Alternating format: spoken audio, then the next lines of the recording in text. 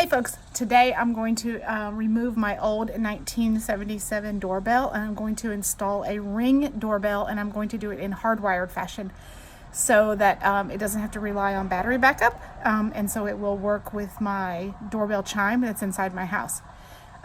Reading the Ring instructions and watching some of the videos that they've provided, there's either digital chimes and then there's also hardwired old, I'm going to call analog chimes.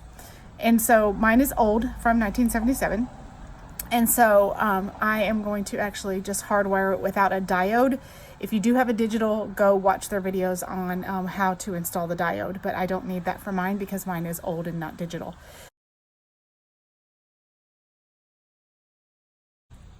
So this is my old doorbell, and I've already just taken out the two screws that hold that in place. Whoops!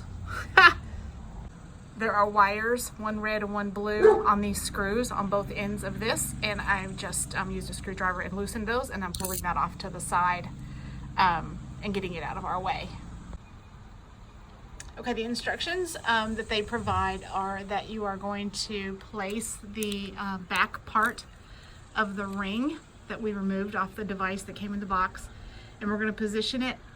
We're going to position this with the wires coming through these holes, and then they want you to make sure this is level and mark the 4 screw holes here. Let's see, this is the first one. There's one of those in every corner. We're going to mark those, and then we're going to drill holes with a masonry bit, and believe it or not, they provide a masonry bit for you in the box. So they give you this little level also in the box. I'll show you here.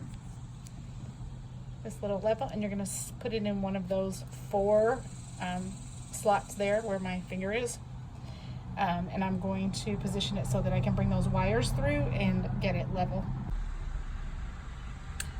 So I've positioned this here with the level. As you can see, the level is completely in the center, and then I have marked these little holes here, right there, and right there, and right there, and up there with the Sharpie so that it's nice to see on the brick. And then I'm going to pull this away because it's where I would want it to be, and you can see the 4 little holes here. I'm sorry, the 4 little markings.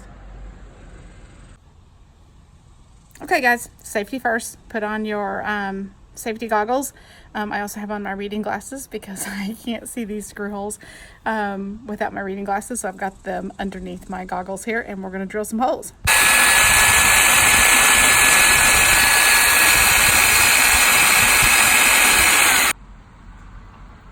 Okay, I've drilled 1 hole, and I've placed a drywall anchor, or I'm sorry, an anchor in there. This would be a cement anchor. And then I've started the second hole here, so I'm going to try to place the drywall anchor in there, and as you can see, it's only going that far, which means my hole is not deep enough, so I got to drill a little bit further. Okay, I've drilled a little bit deeper. Let's see what we got this time. Okay, looks like it fits in there nicely.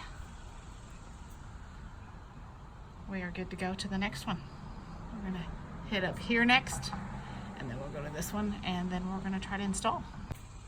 Okay, so I got the first 2 bottom screws in, and I put the 2 screws in, and when I looked at the alignment, it was completely off. So one of the drill holes was just slightly off when we screwed it in or drilled the hole.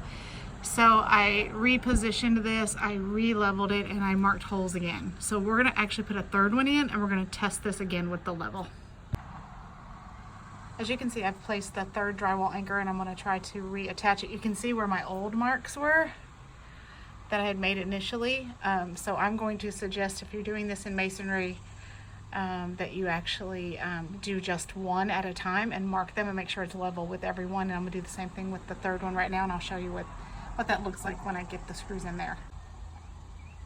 Okay, I have positioned the 3 anchors, and I've put the screws in after I drilled the 3 holes. I have not drilled this 4th hole yet. I put the level back on here. It looks pretty good. If you look through that hole, if you can see that, the mark that I made is a little bit off, so I'm going to remark it just to make sure, because we've got it, you know, as long as it's between those lines, it's level. So I'm going to remark that one right now, and that's where I'm going to drill the hole. Okay, so each time we do this, I have to completely take this back off of the wall. So I have to take out all of these screws so that I can get to that, that brick there and drill. So we're going to take all of these out again. I've drilled the 4th hole. I've placed the screws in here just enough to hold it while I screw them all in.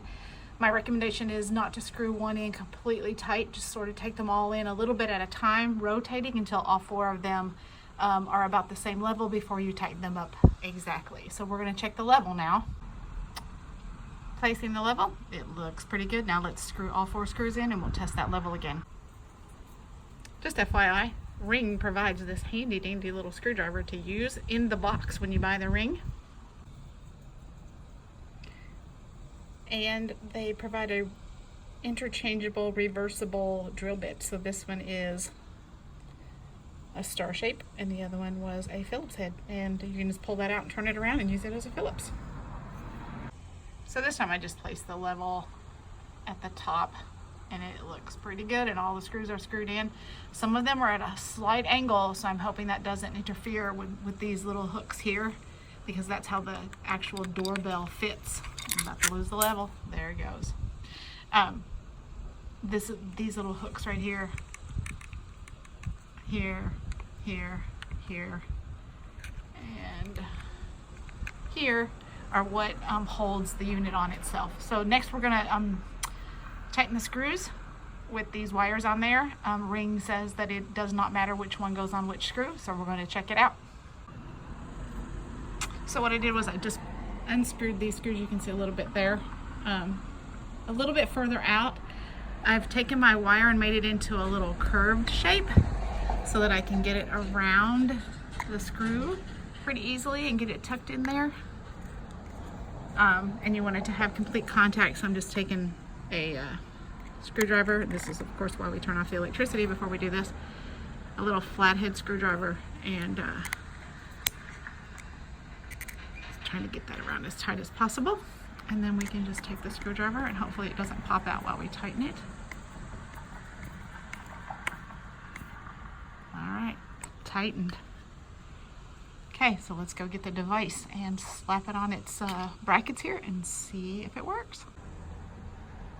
Okay, I just took the piece and I slid it down on that back panel that is attached to the brick.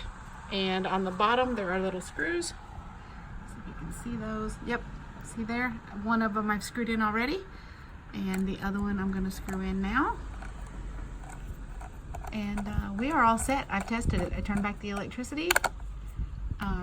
We flipped the breaker back on, and it works.